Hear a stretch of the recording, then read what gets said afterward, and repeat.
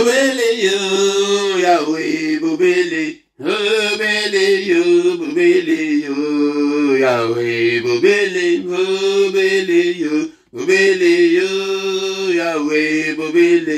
Bobele yo, oh Yahweh, bobele, bobele yo, Yahweh, bobele yo, oh Yahweh, bobele. Il n'y a que toi, Seigneur, il n'y a que toi, Seigneur, il n'y a que toi, Seigneur, il n'y a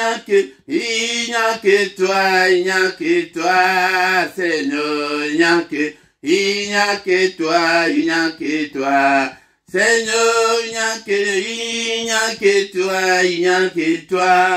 Seigneur, il n'y a que toi, oh Seigneur, il n'y a bobele yo, Yahweh, bobele. Bobele yo, bobele, oh Yahweh, bobele, bobele yo, bobele, yo Yahweh, bobele yo, bobele, yo Yahweh, bobele. Il n'y a que toi, Seigneur, il n'y a que toi, ah Seigneur, il n'y a que toi, Seigneur, il n'y a que toi, Seigneur, il n'y a que bobele yo, Yahweh, bobele yo, bobele, yo Yahweh, bobele yo, Yahweh, bobele. Bobele yo, oh Yahweh, bobele yo, bobele, yo Yahweh, bobele yo, Yahweh, bobele. Il n'y a que toi, Seigneur, il n'y a que toi, oh Seigneur, il n'y a que toi, Seigneur, il n'y a que toi,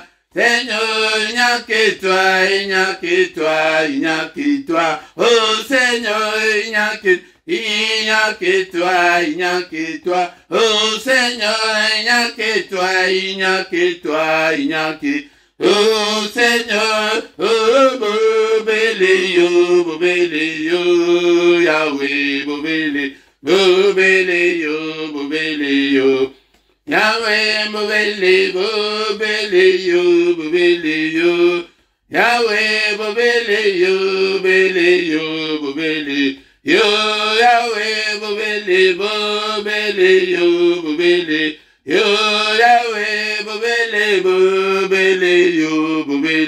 yo, Yahweh,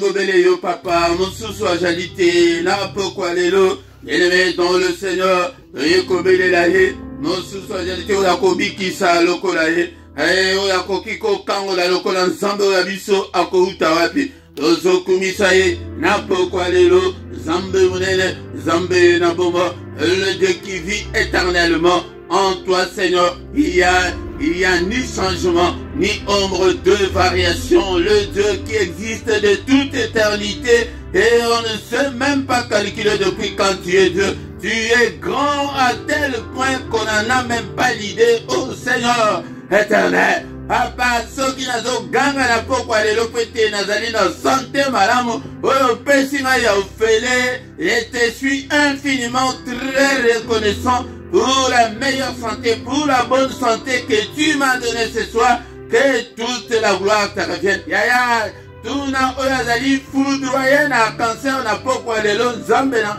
ndekolanga, ezali pona kotola yete me ndekolanga azali komiye basusu te deko. Hallelujah, tango yoza na santé wana oleki ete komisa ye waza na koma na minute oyo oleki ete na leki ete ndekolanga inazo komisa ye. Hallelujah, Nzambe alingaka ba ingrate ndekolanga. Hallelujah, alingaka ba ingrate bien-aimé dans le Seigneur.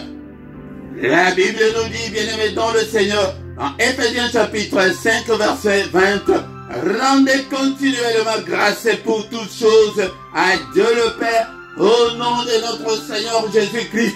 Oh la mukina tongo zambe la commission papa oye otamboli madame na pamboli yo ebana na yo bakendeki na voyage école bazongi papa na pamboli yo Seigneur Yahweh na commission pete obateli bango ebele bana na bango bakenda otokare baluka na ravin ba na nyoso bakufa yaya tango tozongo na makambo que les cambomoko dans le salemélioté, tous sommes en normal et soyons tous reconnaissants envers notre Dieu en rendant continuellement grâce pour toutes choses au lieu au commissaire. Makambo esimbi okumisinza makambo esimbite ozokumisaye papa na pambolio pona ba difficulté o nazali ko traverser dans le tisiko ozo traverser na yo ekoleka nango ndekonanga yango kumisanzambe kozala mama wate tozo pambola ye labo ya pesi o santé tala batunde bazali kokufa na malade ndekonanga kumisaye ndekonanga kaka corona te bato bazokufa maladi peze bele sida ezoboma kilelo ndekolanga kolele ezobomati lelo ndekolanga cancer ezobomati lelo komisa nzambe azali kobatela biso haleluya nzambe azali kobatela bana haleluya nzambe azali kobatela libota na yo oyokisango mabe te 2022 oyo tango ya kotombola nzambe ya kozandre continuellement grâce pour toutes choses koya kozelela ngai te ke ndenge baenseignement na bango ke oya kopesa enveloppe na le 31 décembre non dekona ngai ya babible na ngai alobi continuellement donc elingi koloba sans cesse haleluya na tongo okomisi nzambe na pokwa okomisi nzambe haleluya ozwi salaire okomisi nzambe mosala ezwami okomisi nzambe kozelela ngai te ke le 31 décembre tala mosika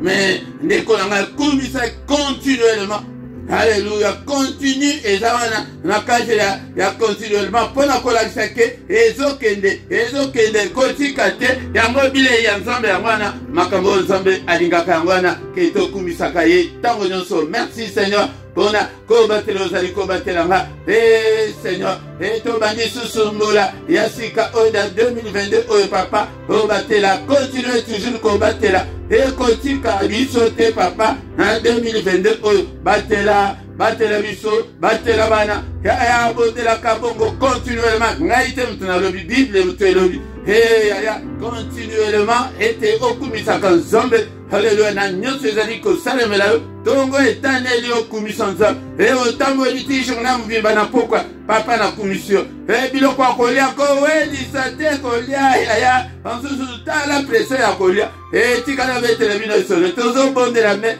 tozoyekola mpe moko akendaka bambangu wana mokuwa ekanga ye na mongongo yaya akende kosuka na hopital yaya bakendeke mbango te bondela oyebi te kanza mutu wana azali mutu mabe kumisa ye mpo na journée ya lelo mpe lisusu totambolaki tokomiti na bangonga oyo ya 21h oyo ndeko na ngai kumisa nzambe pour la journée d'aujourd'hui mpo na nyonso asali kati na bomoi na yo mpe na libota na yo ndeko na ngai tozosenga mana nzambe likolo na biso Père de gloire limbisa biso. Nous sommes tous l'ouvrage de tes mains, nous sommes tous Seigneur le troupeau de ton pâturage. C'est toi qui nous as façonné Seigneur toroke de sous nana. Alléluia. Si tu gardais les souvenirs des iniquités ô éternel Seigneur, qui pourrait subsister, mais le pardon se trouve auprès de toi afin qu'on te craigne. Ô béni miséricordieux, riche en bonté, lent à la colère, papa limbisa, kokangela ikandate. Il est encore écrit que il a été offert pour nos offenses, mais il est ressuscité pour notre justification. Seigneur, justifie-nous ce soir. Seigneur, ne te souviens pas de nos iniquités ce soir. Ne te souviens pas, Seigneur, de nos manquements. Ne te souviens pas, Seigneur, de nos erreurs. Alléluia. Pardonne, Seigneur. Nous sommes tous ton peuple. Seigneur notre Dieu, justifie biso. Tu n'es pas venu sur cette terre pour nous condamner, mais tu es venu pour nous justifier. Justifier bananangai papa. Justifier famille oyonzombe. Alléluia. Justifier bandeko onyoso pesingai papa na tiki mango na maboko na yo. Papa kotangela bango mabunga te yaya tike te na monde la paix mpo na bino. Alléluia. Nzambe ayokela bino mawa tobonga. Alléluia. Au nom puissant de Jésus, Père de gloire, et Papa Limbisa, nous sommes tous ton peuple. Bien-aimé, tous singa pe makila na Yesu, et Petro biso tozo melango, et kota, et purifier biso na basui, on sans autre pe ya molimo, et to melispe bana na biso, puissance ya makila, et zala partage ya moko na poko alelo, et il y a aussi la victoire dans le sang, victoire les ali 4 na makila, et zala partage ya moko na ma difficulté na yo, na ma problème na yo, la victoire qui est dans le sang de Jésus. Et mes prières, ya makila ya kozongela kozangisa yango te, ya bondela tango nyonso ete makila na Yesu na ndako na yo na banzela na yo nyonso na nyonso ozali kosimba. Alléluia. Tombola maboko. Seigneur, tala maboko na biso likolo, maboko yo papa purifie yango na makila na yo nyonso tokosimba. Elobata na prière ke na tomboli pe maboko ya bana na ngai, na tomboli maboko ya bana na ngai, papa maboko ya bana na ngai, papa purifie yango na makila na Yesu, purifie yango ete onyonso bana na ngai bakosimba. Seigneur notre Dieu, pambolama bana ngai babonga, maboko na bango ebonga, ba malédiction nyonso ya famille, papa alile yango na maboko na biso, au nom puissant de Jésus. Alléluia. Makila na Yesu.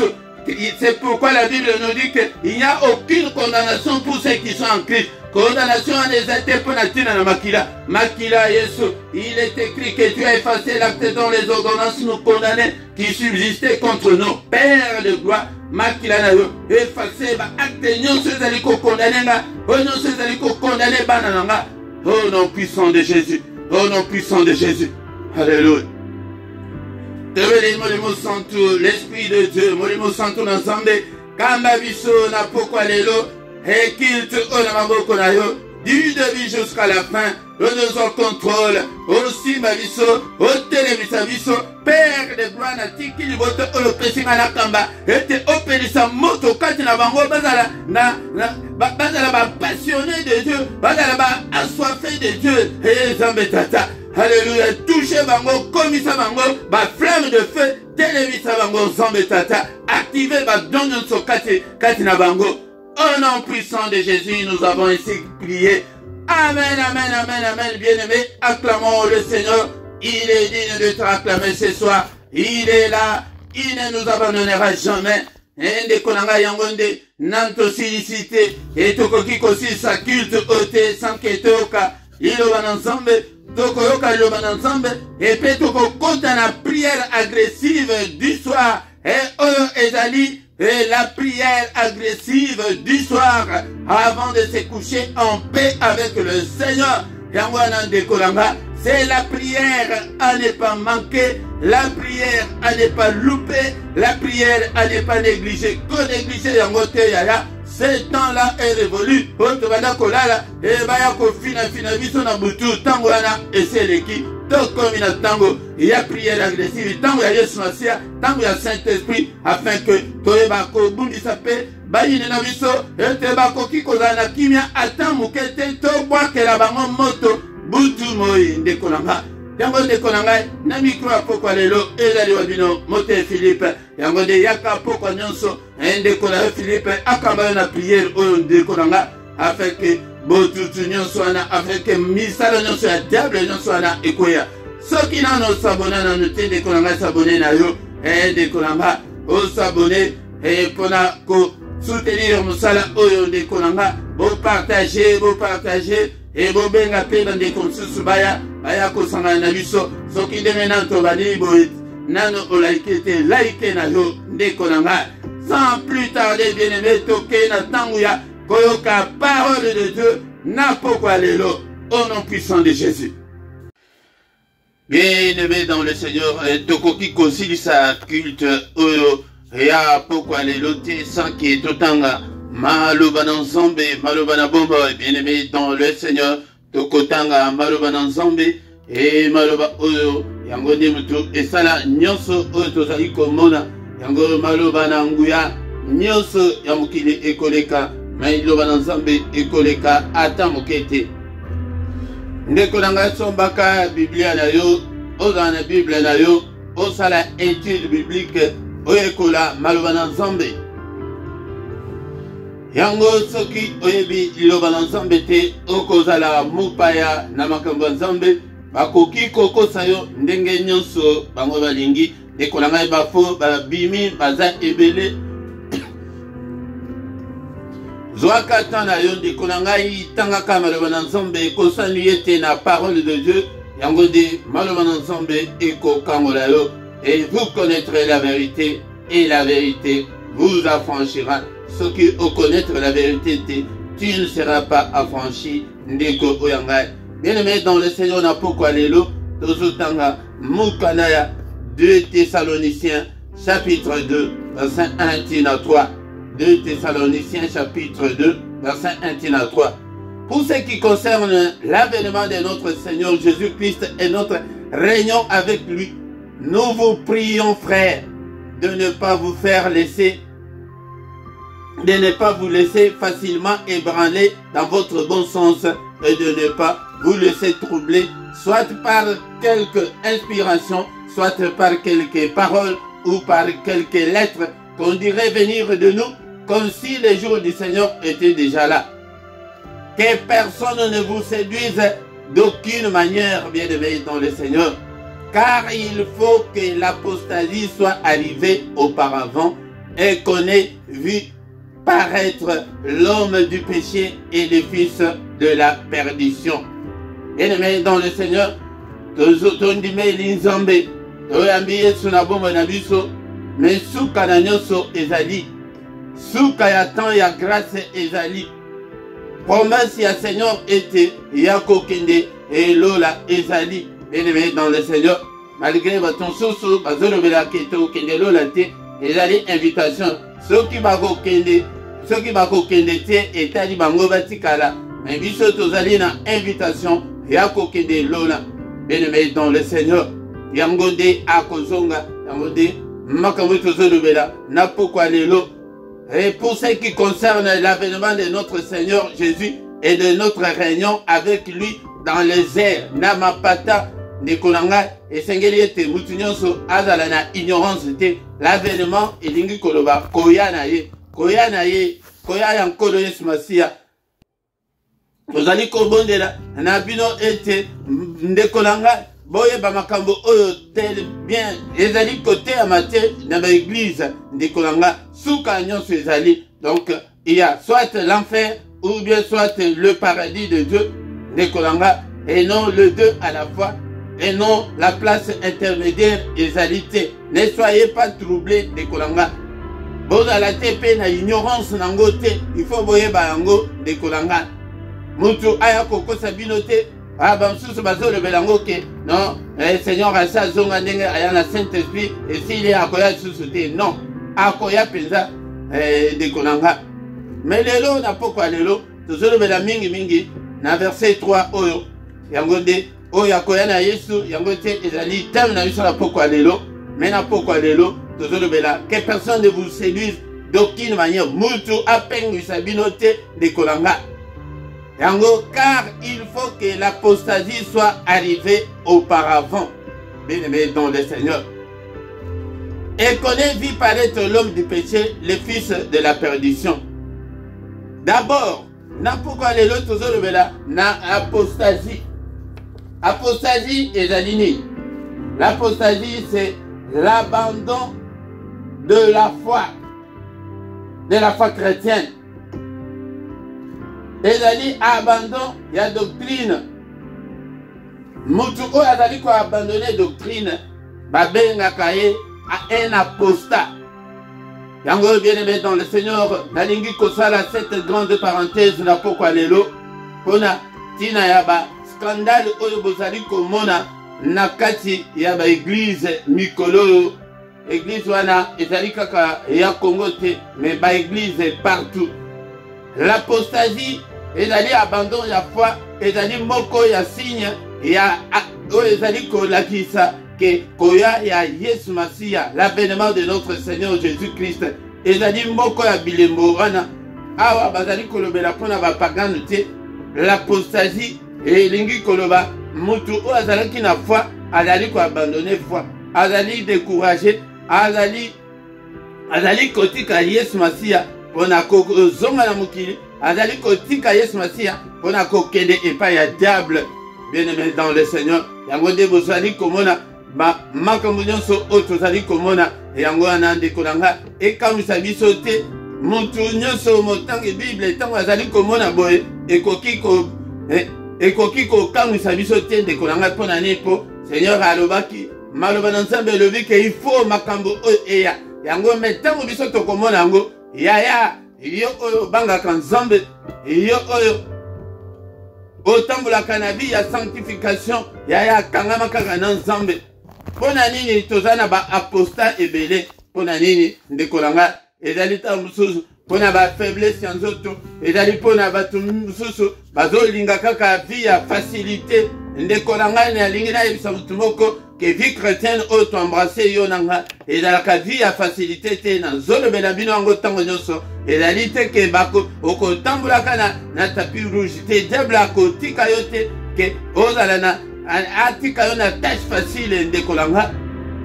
Bien-aimé dans le Seigneur, l'apostasie yango nde nazali koloba mpona baapostat nyonso tozali komona lelo na kati ya eglize yango nde tozali komona babolumbu na bango bamakambo oyo bazali kosala tokoki awa na ye te mpona kotanga bakombo na bango me tozali komona ndenge eglize na Nzambe ezali kosambwa ndeko na ngai. C'est ça ce qu'on appelle l'apostasie. Bato bazali koabandonner la foi mpo mutu aza na foi akoki koyokisa Nzambe soli te ndeko na ngai.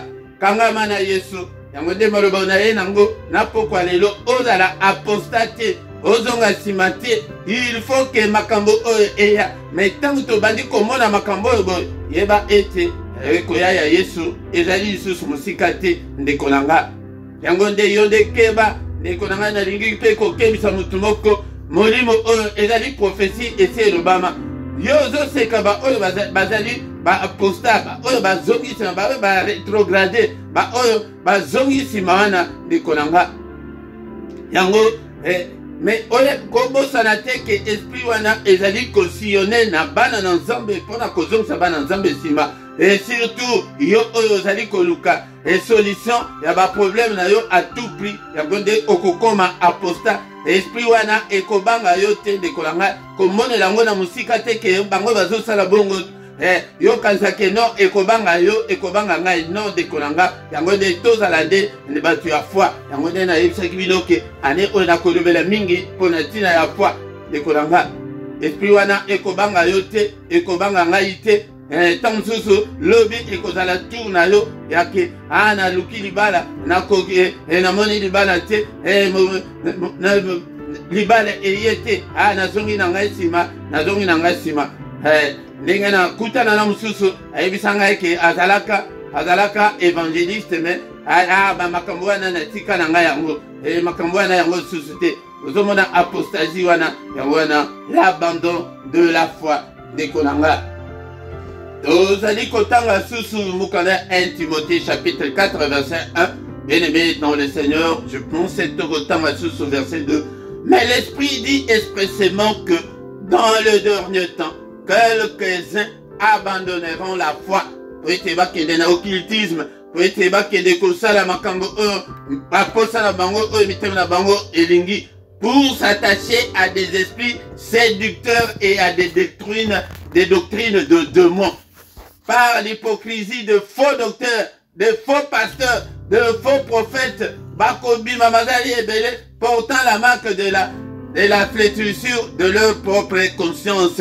De Kolanga, Bango Bazoki na ba conscience na Bango, de Kolanga, Molimo Azali Koloba ete na tango ya suka yango nde tozali komona.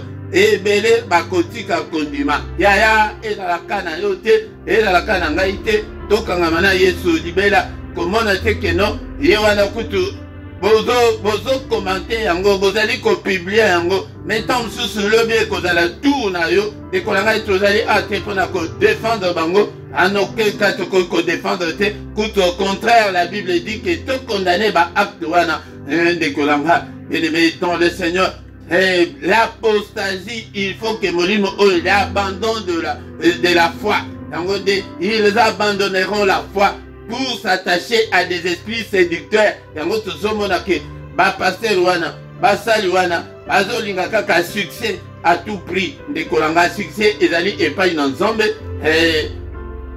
Psaume chapitre 60 verset 14, et le but était avec Dieu nous ferons des exploits. Ndekolanga avec Dieu nous ferons des exploits et il écrasera nos ennemis. Bako s'attacher na l'esprit wana et ko séduire bango ke tala mbongo yango tala pete ozala na succès yaka osala la diable yango. Nos âmes ne sont pas à vendre au diable, bien-aimé dans le Seigneur. Kolo a modèle yo pasi koteka âme na yo te pona mbongo, koteka âme na yo te ke pona libala ke a lokola na zuite ozongela ngo susu ndeko mosusu mpe azonga na mokili ndekolanga azonga komela azongela makambo nyonso ya mabe ezali malamu te ndeko oyanga yango nde pokwa lelo nazokebisa moto moko mwana nzambe moko ete esprit wana komonela yango te mosika na baoyo bazopengwa wana te ezali prophétie ese elobama ete ekosalema bongo na ntango oyo ya biso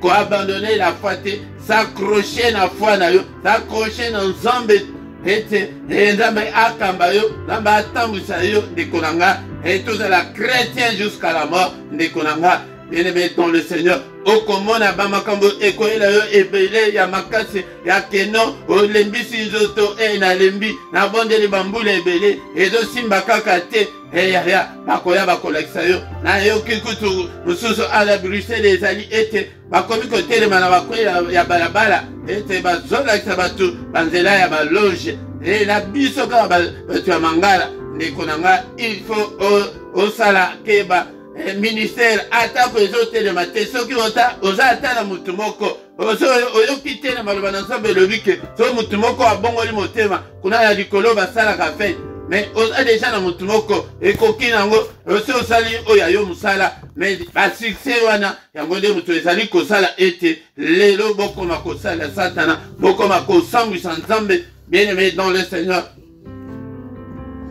Biso tozaba enseignant esengeli ete to enseigner bino dekolanga yango kangama na Nzambe kangama na maloba na Nzambe yekola mingi ke po ete ba séduire yo te omoni moto aye alinga mema yo na baloge alinga mema yo na bamakambo mabe wana oboyi yango otelemeli yango. 2 Timothée chapitre 3 verset 1 et le Bible.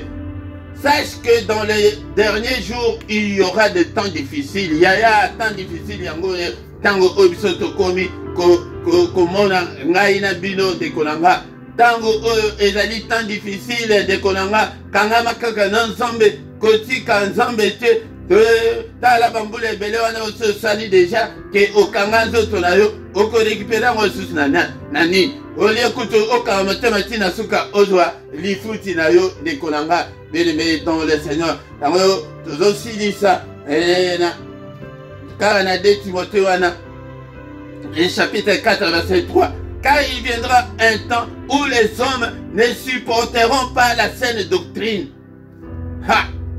Mais ayant la démangeaison d'entendre des choses agréables, ils se donneront une foule de docteurs selon leurs propres désirs. Yaya.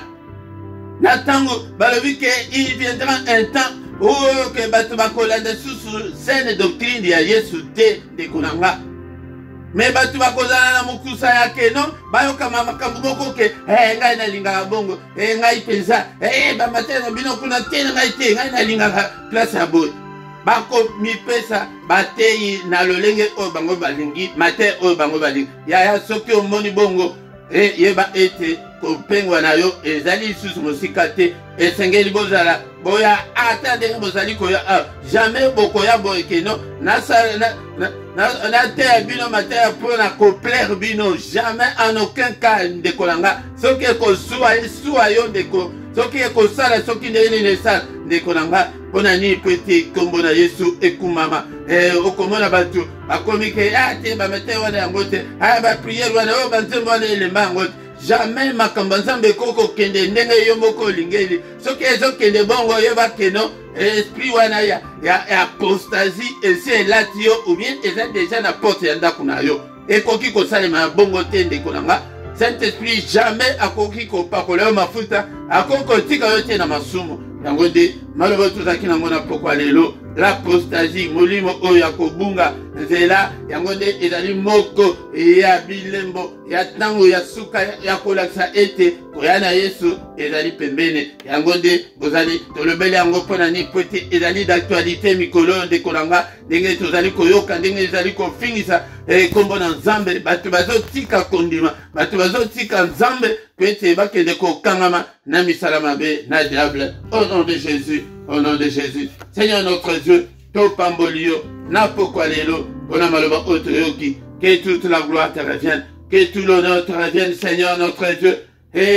Ndeko na ngai moko na moko abandi kotika kondima na ye na maboko na Nzambe ya esprit wana emema yo te ya apostasie prière oyo koki kobondela banda lelo ete tikaka kondima na yo na maboko na Nzambe, tika bomoi na yo na maboko na Nzambe ete Nzambe tata molimo wana ya kopengwisa bato epengwisa ngai te ndeko na ngai bondela na pokwa lelo. Seigneur de gloire, le Seigneur de toute la terre, le Seigneur de l'univers, namitiki na maboko na yo, kondima na ngai na maboko na yo, bososo na ngai na maboko na yo.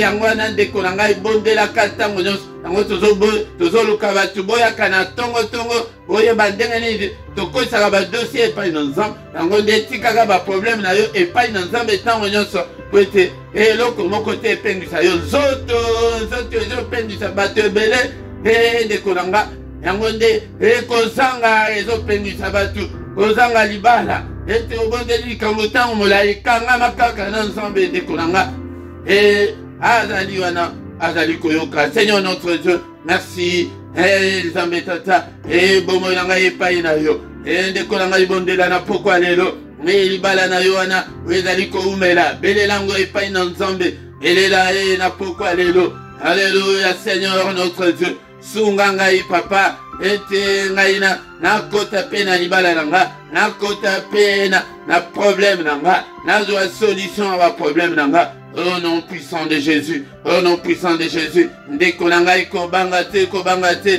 il est avec nous, il ne nous abandonnera jamais, il ne t'abandonnera jamais. Toi aussi ne l'abandonne pas, n'abandonne pas le Seigneur. Yango de l'apostasie ezali esprit yako abandonner la foi chrétienne yako bamsusu bazongi ete Yesu aza mundele ebiso ifo kaka makambo ya bokoko kozongela makambo ya bokoko te, kozongela kindumba te, kozongela kindoki te, kozongela moyibi te ndeko na nga. Apostasie yango wana balobi ke ekosalema me esalema na bato mosusu me na yo te ya mari esalema na yo te ya nano omiyebi kombo na yo molimo wana emporte yo te ndeko na nga osi omeli ntango molai. Alléluia, kangama na Nzambe libela, kangama na Nzambe libela. Alléluia, alléluia. Quiconque invoquera le nom du Seigneur sera sauvé. Invoque le nom du Seigneur pour que tu sois sauvé.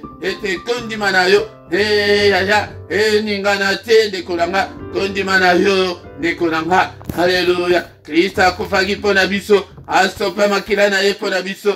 Yaya kokende kozika na moto te, n'abandonne pas le Seigneur. Seigneur notre Dieu, yango nde kota makambo na nga yanola ngai papa ete ezali Nzambe na boma nyonso mpona lokumu na au nom puissant de Jésus. Alléluia, bien-aimé dans le Seigneur.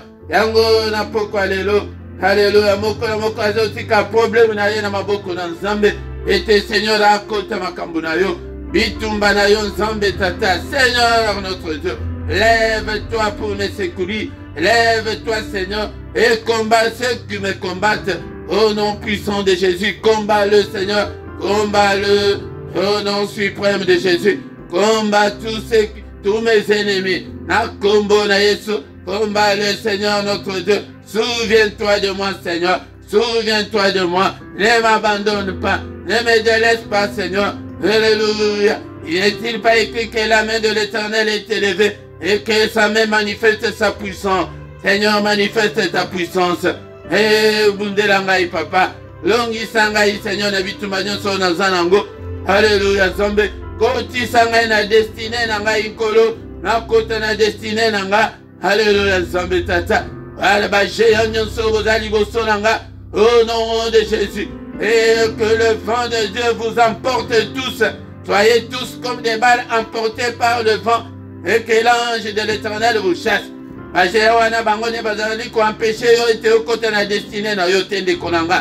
Alléluia. Au nom de Jésus, ma démon nyonso, l'esprit maléfique nyonso, na kombo na Yesu Masia, et tozo pelisa moto, na kaya bandimi, ya kaya bayini na biso, au nom de Jésus. Bandoki nyonso bazali kobundisa yo, moto na kaya bango, au nom de Jésus. Il est montant sur un monde de ténèbres, ezali katina yo, ba semence nyonso babe, yo tumbi yango na moto, au nom puissant de Jésus, bien-aimé dans le Seigneur, Nini Mongula Bongisi contre Bomonayo, Yango Tozo Pilsamoto, contre Bajanda de Nyonso ya monde ya ténèbres, contre Bananayo, contre Libalanayo, contre Fuanayo, Fuanayo Nemutu, Ezo Bundisa Mawana, Yango de Pasi Mususu Zanango, Ezalike Pona Foi, Pona Kondima Ndimela Yesu, et Balingire Teokoma apostat, Kokoma Nayo apostate au nom de Jésus. Moto dans Zambé, moto dans Zambé contre, ba tanta nyonso ya diable, contre, ba calendrier nyonso, contre ba janda nyonso, ya monde ya ténèbres, nyonso ba bongisi contre bomonanga, et tumbama, et zika, contre banananga, contre libala nanga, contre finance nanga, et contre le ministère, nyonso ezali kobundisa, moto dans Zambé, et tumbango, au nom puissant de Jésus. Au nom puissant de Jésus. Moto na pokwa lelo. Alléluia. Bisika nyonso bakende kokutana. Tango bazali kokende. Bakuta moto kopela. Retour à l'expéditeur. Nasina yebisi bino ke prière Timu kolo yesu akoya. Retour à l'expéditeur. Mabongisi nyonso ya monde ya ténèbres contre bomonanga. Ezongela bango. Mabanga wana. Ekwela bango. Écraser bango moko. Au nom de Jésus, c'est la prière agressive du soir avant de se coucher en paix. Ya, prière yangonde zali prière à ne pas oublier, à ne pas manquer, à ne pas louper, louper yangote. Alléluia, toko kiko tika bango na kimia te. Ya pa ba nyonso zali ko bundisanga, moko te azala na kimia. Alléluia, papa kake na yo bete la bango. Et kandana yo koya na kanya bayini na ngai nyonso au nom puissant de Jésus. Retour à l'expéditeur. Mpanga wana ezongela bango. Et ba malade wana ezongela bango. Au nom de Jésus. Bambasu wana ezongela bango. Au nom de Jésus. Alléluia. Bokaoki o ezongela bango. Seliba wana ezongela bango. Au nom puissant de Jésus. Alléluia. Au nom kombo na Yesu. Na kombo na Yesu. Alléluia, bien-aimé dans le Seigneur, tout le baquete, toko kiko, tika le bango suso, qui miate. Le temps où tout cela qui va faire, ce temps-là est révolu. Et comme il temps, il y a la résistance spirituelle, tant il y a la combattant spirituel, tant il y a la guerrier spirituel. Alléluia. Tozo bondera, bien-aimé dans le Seigneur. Et tenaka ya baini na yo, bazala na kimiate, mbula ya moto. Enoke la bango ba grêle ya minene. Ezonge ekwe la bango. Au nom puissant de Jésus. Ma ben la bango masumu na bango. Ekwe la bango moko na mitu na bango. Au nom puissant de Jésus. O nyonso ezali komunisa libala na yo. Ba nyonso ezali komunisa bana na yo. Ba nyonso ezali komunisa famille na yo. Au nom de Jésus. Papa nyonso otobungisa. O récupérer yango. Ma restituer nyonso otobungisa. Ma bala ezonga. Et Sengwezonga, et Bozu Ezonga, au nom puissant de Jésus-Christ, au nom puissant de Jésus. Alléluia, ensemble tata. Oh Pambolio, Seigneur, pour la pourquoi, pour la nyonso sali. Boutou la viso na maboko na Nzambe, bien-aimé dans le Seigneur. Je senga protection en Nzambe, et maladie. Attaque nyonso, oya boutou, to rejeter au nom puissant de Jésus. Obéléli présence na yonkolo. Obéléli gloire na yo, Seigneur. Zinga biso, Seigneur notre Dieu. Battez la biso. Kotika biso te papa. Mimonisa prete yo jali Nzambe. Mimonisa papa prete yo jali Nzambe. Bunde la biso bitumba nyonso. Érige un milieu d'arrêt infranchissable, Seigneur. Oyo monguna kokiko. Kopusa na teo kokiko franchi o te, Seigneur. Alléluia, Nzambe tata. Alléluia, Père de gloire. Alléluia, bouclier a failli protéger moko na moko. Esprit ya kufa mosika la biso, ya malade mosika la biso. No bengani ba femme de nuit, ba mari de nuit mosika la biso. Au nom de Jésus, pas de contact na monde ya ténèbres. Na kombo na Yesu, Père de gloire. Tola la te lokola papagano. Lobe la biso papa. Alléluia, Nzambe la bikamwa. Lobe la biso Nzambe tata. Alléluia. Et annonce-nous des grandes choses et des choses cachées, des choses qu'on ne connaissait pas. Au nom de Jésus-Christ. Alléluia, papa. Qui m'y en a eu Nzambe. Et dans la moko la moko. Tango toko la mukasusu lobina tongo na makasi. Toko zanga te ko pambola monene na yo. Alléluia. Merci Seigneur pour la nyonso sali. Na bongo na biso na poko alelo. Que toute la gloire te revienne. Au nom de Jésus-Christ, notre Seigneur et Sauveur. Que le Seigneur Dieu Tout-Puissant vous bénisse et vous garde. Que le Seigneur Dieu Tout-Puissant fasse lui sa face sur vous et qu'il vous accorde la grâce en abondance. Que le Dieu Tout-Puissant tourne les regards vers nous. Qu'il nous accorde la paix, la joie de vivre. Et papa, biso peto tambola la tête haute, to tambola peto s'écaper, papa. Alléluia, ndeko na ngai obala na kombo na Yesu. Kimia Nzambe ezala na yo. Alléluia, Nzambe a visité moko la moko kati na biso. Na kombo na Yesu Masia. Alléluia. Au nom puissant de Jésus. Alléluia, kombo na Yesu ekumama na ma famille nyonso. Que les yeux de l'Éternel qui parcourent toute la terre te localisent. Au nom puissant de Jésus. Alléluia. Alléluia. Gloire ensemble. Zinga moko la moko kati na biso. Au nom de Jésus, nous avons ainsi prié. Amen, amen, amen, amen, amen. Bien-aimés dans le Seigneur. Acclamons le Seigneur. Acclamons. Il est là. Il est présent. Il est avec nous. Il ne nous abandonnera jamais. Il ne nous délaissera jamais. Il sera avec nous jusqu'à la fin du monde.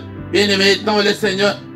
Yaya, kobangate, kobangate, kobangate. Ne relâche pas. Alléluia. Kozonga simate comme apostat. Non, bien-aimés dans le Seigneur.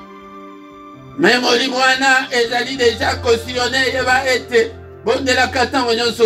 Nzamba batela molimo santo batela kondima na yo. Molimo ya kopengwisa wana ezali mpona kopengwisa bato ya mokili te me bana ensemble. Ndeko na ngai kozonga nsima te po ete oyo ozali koluka ozali komona yango te. Yango nde mate oyo tozalaki nango na pokwa lelo lala nango tambola nango tikaka bombisa kondima na yo epai na Yesu. Au nom de Jésus. Pokwa nyonso tozali awa na prière agressive du soir. Yaka ndeko na ngai na heure ya 21h, heure ya Bruxelles, RP ya Paris, 20h, heure ya Londres. Ndeko na ngai yaka pokwa nyonso me ya mokolo misatu ezalaka singulièrement kaka pona bana na biso. Yaya bondela pona bana na yo. To invité batu baya ete to bondela pona bana ete diable alingi ete abebisa bana na biso. Mais biso to bondela pona avenir meilleur ya bana na biso. Bien-aimés dans le Seigneur. Bien-aimés dans le Seigneur, tout le matin du lundi au vendredi. Et tozalina mystère ya tongo yaka oyeba ndenge nini babondelaka na tongo ndenge nini bainvokaka Nzambe na tongo. Bien-aimés dans le Seigneur.